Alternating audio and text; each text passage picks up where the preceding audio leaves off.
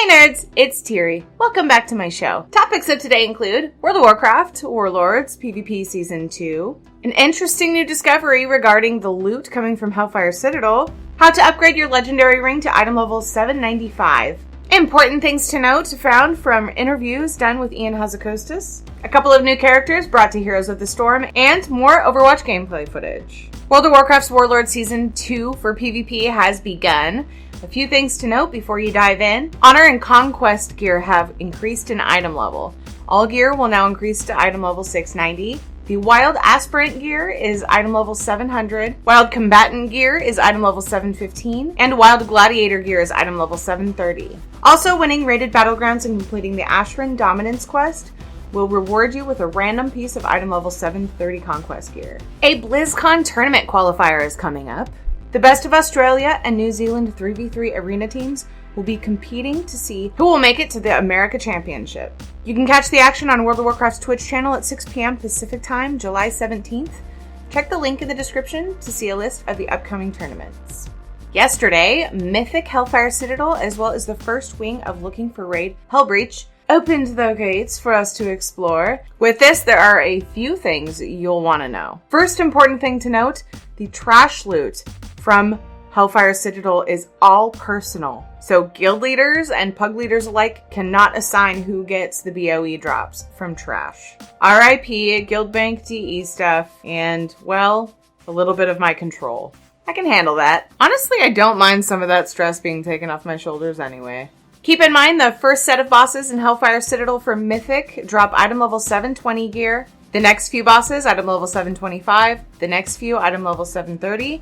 And Archimon drops item level 735. Wowhead has posted updated guides to the Hellfire Citadel Mythic bosses, so check the link in the description for that. With a recent patch, Blizzard has tripled the chance that a Mythic item from a 5-man Mythic dungeon will become Warforged. This brings the item level from 685 to 705.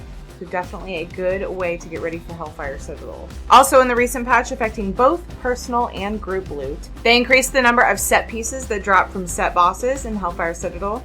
They've also increased the chances to get an item when using a Seal of Tempered Fate for a bonus roll. And they've also increased the chances that you will get a Time Warped item, Warforged, which makes the eye level of a level 100 item jump from item level 660 to 675.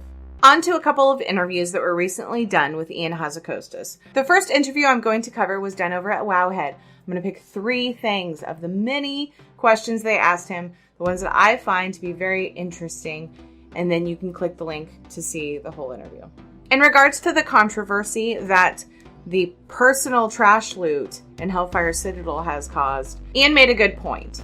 If you're in a guild run in Hellfire Citadel and a BOE drops off of trash, if you have a policy for your guild loot, you can still make trades to make sure the rightful person gets the item if someone else needs it more than you. This is something I wouldn't have assumed because most personal loot is soulbound. Apparently, the trash loot in Hellfire Citadel is not. At least the answer to this question implies that. The main goal was to make it so that when you're in a pug, you're not at the mercy of the pug leader to just distribute loot wherever they want. In patch 6.2, Blizzard made garrisons a little bit less profession-centric, which makes me really happy. Because what this did, and what their intention was, is it made crafters and gatherers a little bit more useful to each other. So people that spend time gathering for materials can make more money off of the auction house. That's the idea. They need to be well rewarded for their efforts. I mean, gathering kind of sucks. So if you're gonna do it, you might as well be able to make money off of it, right? There are mats that you can't get in your garrison now, so it makes them more useful. When asked if Blizzard planned to make the garrisons and or shipyards more alt-friendly, Ian pointed out that the follower upgrades became purchasable in patch 6.2. So instead of having to just earn them from missions or your Dwarven Bunker, you can now buy them to get your alts followers leveled up. There are many, many questions and answers for this Q&A with Ian over at Wowhead, so check the link in the description to see the whole thing. mmo-champion covered an interview with Hazzikostas done by Vanion, so I will cover a few interesting things from that, and the link to it will be in the description. Though Hellfire Citadel is a little bit more linear than Blackrock Foundry, there are still some choices to be made.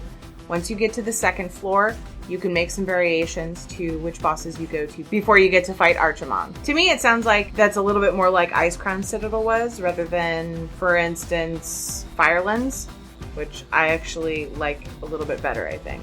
To help with this a little bit, though, there are quests like Well of Souls, which allow you to skip parts of the raid after you've killed bosses a few times. You do not have to kill Archimon on Heroic before you fight him on Mythic.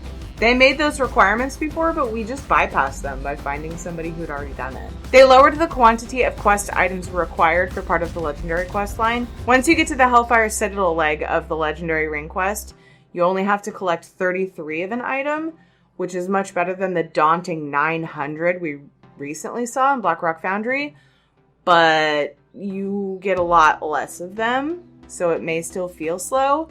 The intention was to make it a little bit quicker, though. Again, there's tons more information in this interview, so click the annotation or check the link in the description to see the rest. mmo-champion recently uploaded a video regarding the Legendary Ring for World of Warcraft.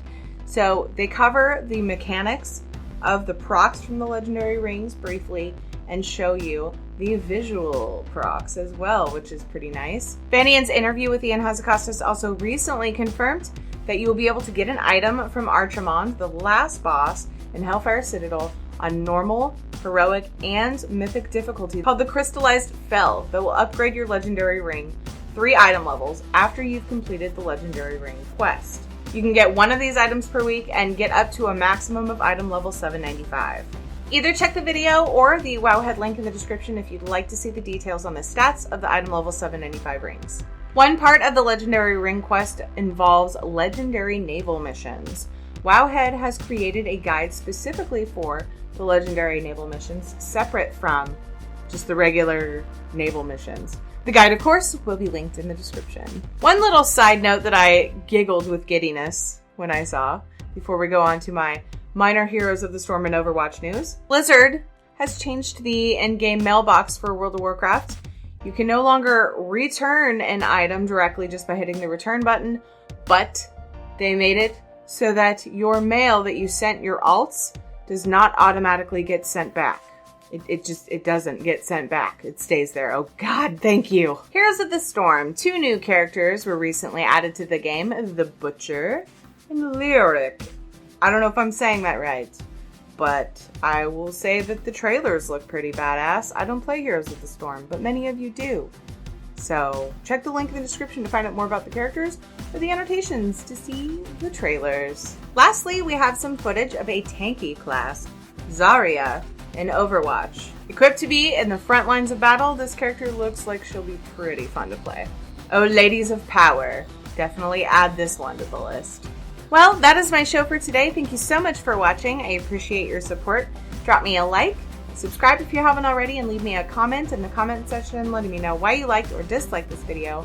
Come back every Wednesday for news and gaming videos in between. I also live stream every Monday and Thursday at 1:30 p.m. Pacific Time and every Friday at 7:40 p.m. Pacific Time at twitch.tv/Tirinei. Check the description for the stream schedule details. I hope to see you there, but until next time, I hope you have a great rest of your day. I'll talk to you soon. I love you all. Bye!